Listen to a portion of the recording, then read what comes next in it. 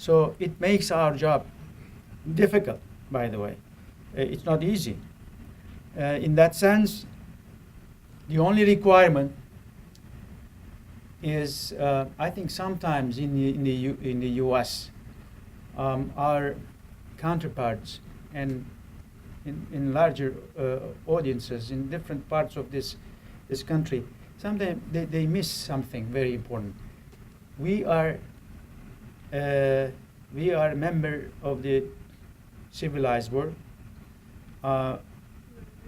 being a member to all international organizations, some of them founding members, and we have an impeccable cooperation, but we are, God bless you, we are the only Muslim country which has parliamentary democracy, we have secularism and free market economy.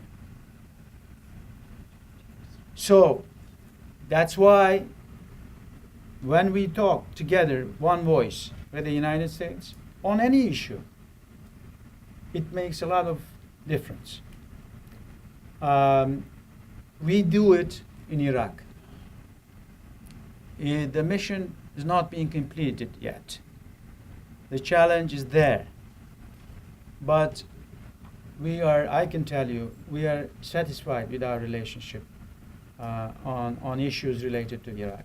It covers the Kurds. I mean, if you want to say Kurds, but it covers other groups as well. It covers the Shiites, this and that.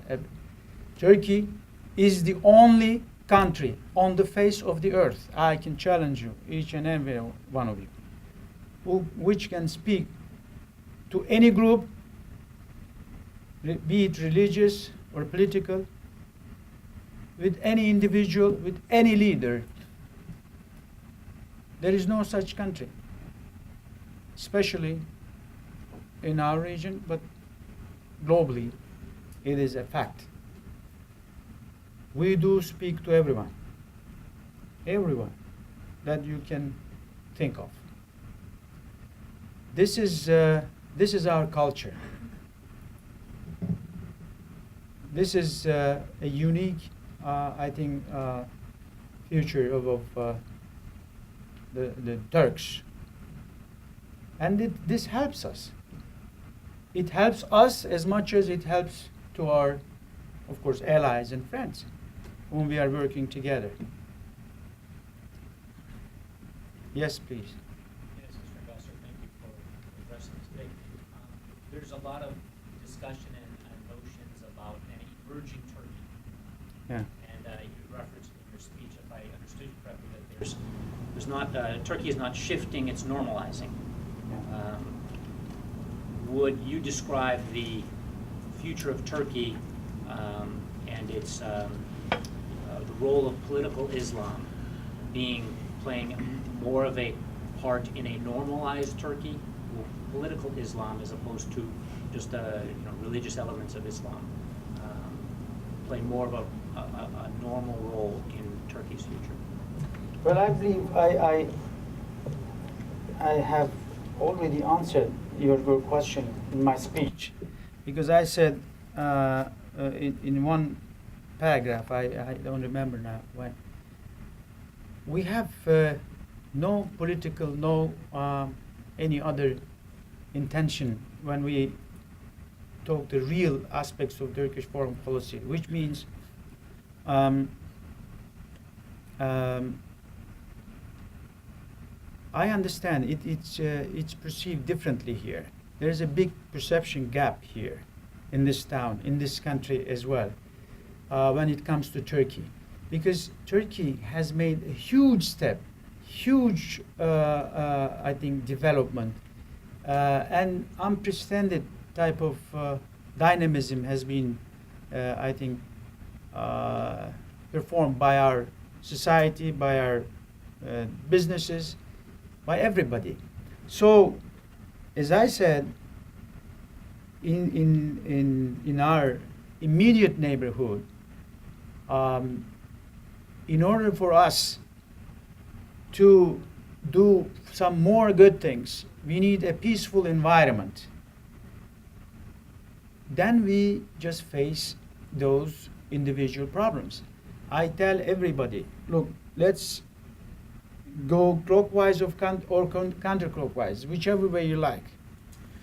Just if we identify some of the problems, like, Afghanistan, for instance. How can we be out of Afghanistan when when any one of you look at the past and see our involvement in building that society and building a very, very important trust there and the people. When our forces, our troops are on the streets of Kabul, they are the only group who can just do it safely, without any threat, without any, let's say, physical the type of action from anybody. Our PRTs, for instance, American Provincial Reconstruction Teams, we have two, and one of them is right next to the American PRT. And that every day the American PRT is under attack. Some sort of a minor or major. They don't feel safe, but our PRT is there, and we have received no single threat from anybody. We do go to every corner of Afghanistan. We do run 26 girls' schools. We do run 16 hospitals. We do a lot of civic work. We do train the Afghan forces. 5,000. We do the same number of training for the security forces as well, the police forces. So we have to be involved in this. Then comes to when it comes to Pakistan. Pakistan is our traditional long-time friend. We do have every ability to just work with any of our allies to communicate messages, because if we want effectively to get some results from our messages, it should come from a trusted party. So we are one of the trusted parties. We have to be there. We know the people. And it comes to Iran. Iran, we have a sui generis type of relationship with Iran. Thousands of years we're living in the same neighborhood. So how can we just turn our back to Iran? We have to be engaged. In Iraq, the same. Syria, the same. We have families. We have 950-kilometer border. Can you imagine? 950. How can we say, well, what's going on in Syria should go on, and we don't have any interest in it? We cannot. In Caucasus, in the Balkans, we have more Albanians living in Turkey than the Albanians living in Albania. Did you know that? We have more Abkhazians living in Turkey than the Abkhazians living in Abkhazia, in Georgia. Probably we have equal number of Azeris living in our country than the Azeris living in Azerbaijan. We have 26 different ethnic groups. We have affiliations, historical, commercial, family-wise, human-to-human contacts are varied. Now, you may have one valid question that I wanted to address here also. I think, or I did. So, why or where were you before? Look, this soft power is comprised of several different things. I mean, if you have a stability, first of all, You have to have a stable, a powerful administration in the country. This is the first, I think, important, very important factor. The second one, economy. Economy is of utmost importance. That we have now, we have an economic power.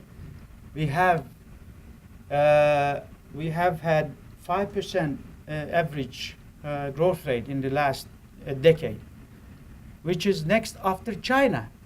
Last year we had 8.9% economic growth. Again, it's right next after China. The only country, one sick man of Europe has become the healthiest man of Europe. Look at Europe. You know, with all due respect to all of our friends in Europe. But we are powerful. So that's why we want to make our neighborhood a peaceful one. We want to help. We want to engage with people. We don't want any more troubles in our region. We want to be proactive to extinguish the fire before it, when we see it, it's going to pop up. We have to stop it. Why? Because we want to trade, we want some other things to do. We want bigger trade, bigger engagement, innovation, entrepreneurship, such things to develop in this region. So, ladies and gentlemen, let me just underline once again, very boldly. Turkey is no longer a client state.